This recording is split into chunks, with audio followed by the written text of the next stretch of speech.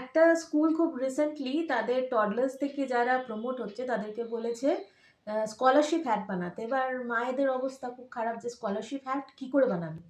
তো আমি ক্রাফটস নিয়ে যেটুকু চর্চা করি তাতে আমি খুব সোজা উপায় বার করেছি স্কলারশিপ হ্যাট বানানো। সেটা আমি এবার দেখাচ্ছি। তো ওরা বলেছে ব্ল্যাক কার্ট্রিজ পেপার, আপনারা ব্ল্যাক কার্ট্রিজ পেপার ইউজ করতে পারেন। আমার কাছে উপস্থিত চার্ট পেপার আছে, ব্ল্যাক চার্ট পেপার, যেটা আমি ইউজ করব। ফুল লেন্থ চার্ট পেপার নেওয়া জরুরি। আমি এখানে মুড়িয়ে নিয়েছি। এটা কি হিসেবে নিয়েছি না, এগুলো না একটুখানি লম্বালম্বি রোল করে থাকে। তো শুরু করার আগে একটুখানি এই দিক করেও রোল করে নেবেন। এই দিক করে রোল করে নিলে ব্যাপারটা একটা সামঞ্জস্যে চলে আসবে। নেক্সট হচ্ছে কতটা উপর অব্দি যাবে সেটা নিজের বা বাচ্চার মাথা থেকে এরকম করে ঘুরিয়ে জিনিসটাকে দেখে নেবে। এটা লেগেছে 16x60 সেন্টিমিটার, অর্থাৎ এই লেন্থটা লেগেছে 60 সেন্টিমিটার আর এইটা লেগেছে 16 সেন্টিমিটার। ঠিক আছে, তো এটা আমার। এবার আপনাদের বাচ্চাদের মাথার সাইজ অনুযায়ী কিন্তু কেটে নিতে হবে। এবার আমি এটাতে গাম দিয়ে নিচ্ছি।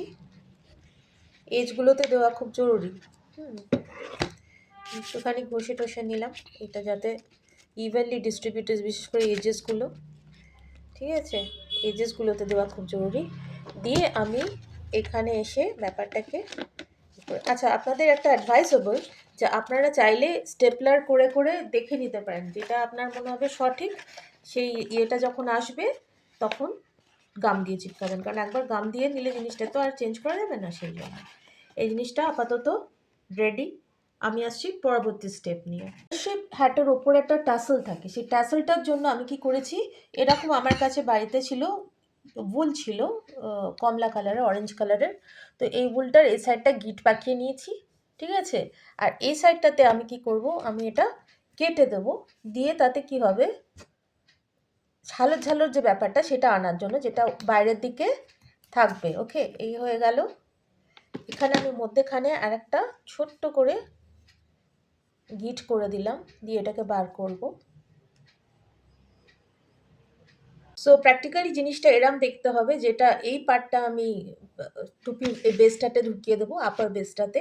আর এই জায়গাটাকে আমি একটুখানি একটা যে কোনো টুথব্রাশ দিয়ে করে নিচ্ছি, যাতে একটা লটকান টাইপের দেখতে হবে। ওকে, চার্ট পেপারকে স্কোয়ার করার কি উপায়, এরকম ট্রায়াঙ্গেল যদি মিলিয়ে যায় তাহলে এটা হচ্ছে স্কোয়ার, পারফেক্ট স্কোয়ার। তো এরম স্কোয়ারের দুটো, মানে এ একটা ফোল্ড, এ একটা ফোল্ড। আমি এটা চার্ট পেপার বলে দুটো ফোল্ড নিয়েছি, কার্ট্রিজ পেপার হলে হয়তো এটা একটা স্টেবল ফরম্যাটে থাকবে। তো তাহলেও একটা কভারের দরকার, সেই জন্য দুটো ফোল্ড নিয়েছি।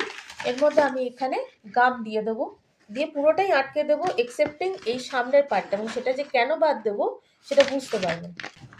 সব সাইডেই গাম দিচ্ছি, খুব ভালো করে আটকাতে হবে ব্যাপারটা।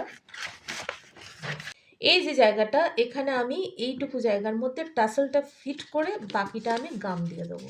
তাহলে কি হবে, যখন এটা উপরে থাকবে তখন এই ব্যাপারটা এরম ঝুলবে। টাসেলের পেছনে যে একটা স্কলারশিপের যে একটা লটকানের মতো ঝুলে, সেই ব্যাপারটা আসার জন্য এই জিনিসটা করা।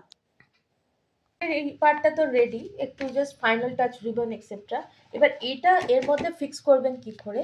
So one best way is, এটাকে এরমভাবে মোড়াতে থাকবেন ভেতরে করে, একটা এজে মোড়াবেন। আমি আগেও একটু মুড়িয়েছিলাম। মোড়ানোর পরে এই যে পুরো ব্যাপারটা যে এতটা করে মুড়ে গেল, এবারে আমি কাঁচি দিয়ে দিয়ে এই জায়গাগুলো কেটে নিলাম। কেন করলাম, এই জায়গাগুলোতে আমি গাম দিলে এটা যখন আমি এখানে বসাবো তখন এটা পারফেক্টলি বসে যাবে। এই যে আমি এই গাম দিয়ে ব্যাপারটাকে গোল করে ভেতর থেকে বসিয়ে নিচ্ছি। একবার তো এর উপর থেকে দেখাচ্ছি। এই যে গাম দিয়ে দিয়ে ভেতরে আমি ব্যাপারটাকে বসিয়ে নিচ্ছি। এটা একটু ড্রাই হতে টাইম দিতে হয়। যদি আপনারা গ্লু গান ইউজ করেন তাহলে তো খুব তাড়াতাড়ি হয়ে যাবে, নো প্রবলেম। আচ্ছা, আমি এখানে টাসেলটা মাঝখানে দিয়েছি। তো আপনারা যদি একটু বড় পান তাহলে আপনারা এই জায়গাটা থেকেও দিতে পারেন। হ্যাঁ, ব্যাপারটা সেমই। এখান থেকে গাম দিয়ে দিয়ে ওপরে একটা কিছু কালো চার্ট পেপার দিয়ে আটকাতে পারেন, সেরকমও একটা ভ্যারিয়েশন হয়, সেটা স্কুলের কম্পালশনের উপর নির্ভর করছে।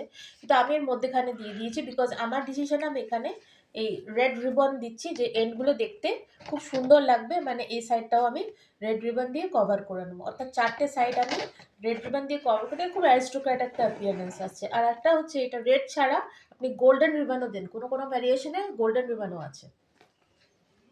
এবার আমি এই জিনিসটাতে একটা রিম বানাচ্ছি। আবারও বলছি, you can use golden ribbon, আমার কাছে ছিল লাল রিবন, তো লাল রিবনই আমি থ্রু অ্যান্ড থ্রু ইউজ করেছি, যাতে জিনিসটা দেখতে ভালো লাগে।